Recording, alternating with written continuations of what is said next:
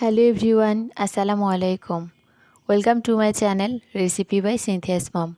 আজকে আমি আপনাদের জন্য নিয়ে এসেছি এমন একটা রেসিপি, সেটা বাচ্চাদের টিফিনেও দিতে পারবেন, সকাল বিকালের নাস্তা হিসেবেও খেতে পারবেন। অনেক হেলদি আর অসম্ভব মজার, সেটা হচ্ছে প্যানকেক। চলুন তাহলে তৈরি করি। এর জন্য এখানে একটা মিক্সিং বোল নিয়েছি। এবার এর মধ্যে রুম টেম্পারেচারে থাকা 2টা ডিম দিয়ে নিলাম। এবার এর মধ্যে চিনি দিয়ে নিলাম হাফ কাপের বেশি। মিষ্টিটা আপনাদের টেস্ট অনুযায়ী বাড়িয়ে কমিয়ে ব্যবহার করতে পারবেন। এবার ভালো মতো একটু ফেটিয়ে নিচ্ছি ডিম আর চিনি।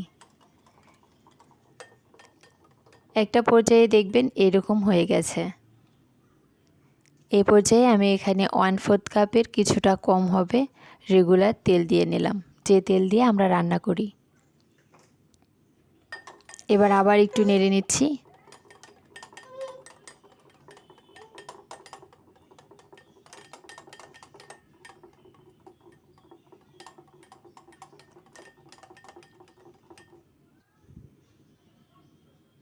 আমি ভ্যানিলা এসেন্সটা ভুল করে দুধের মধ্যে দিয়ে নিয়েছিলাম।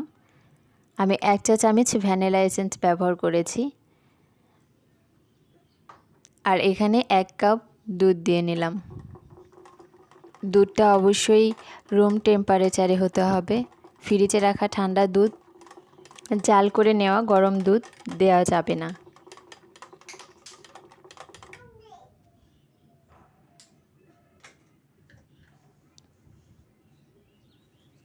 এবার এর মধ্যে ময়দা দিয়ে নিয়েছি। আমার এখানে মোট ময়দা লেগেছিল 1 কাপ, 1/3 কাপের কিছুটা বেশি।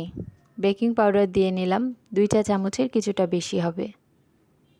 প্যানকেকে সাধারণত বেকিং পাউডার পরিমাণটা একটু বেশি দিতে হয়।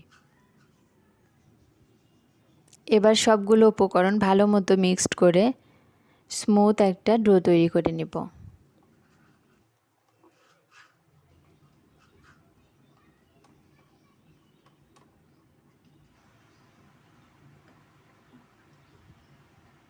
আমার ব্যাটারটা রেডি হয়ে গেছে। দেখতেই পাচ্ছেন ঘনত্বটা এরকম হবে।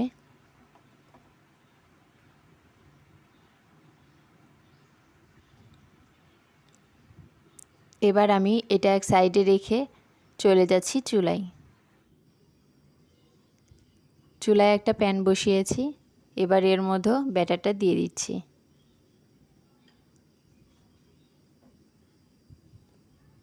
এবার আমি ঢাকনা দিয়ে নিলাম।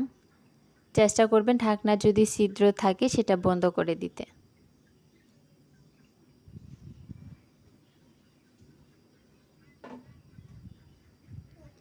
আমার কেকটা হয়ে গেছে।